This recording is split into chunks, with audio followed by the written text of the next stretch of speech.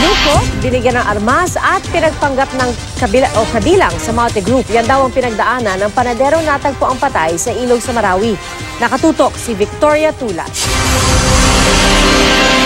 Hindi makapaniwala si Pater Nayana sa sinapit ng bunsong anak na si Aljon.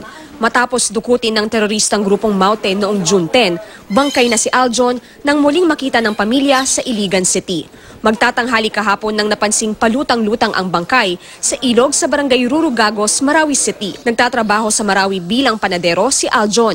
Hindi sila nakaalis ng kanyang pinsan sa lungsod hanggang sa dukutin ng Maute nang pasukin ang kanilang bahay.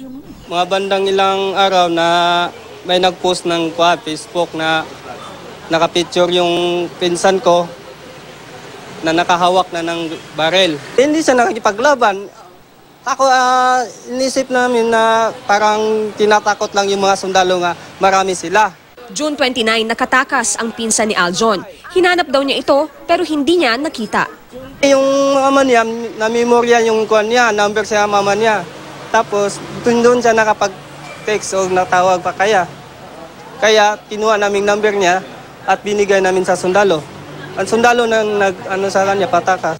Ayon sa mga nagtatrabaho sa punerarya kung saan dinala ang bangkay, hindi binaril si Aljon.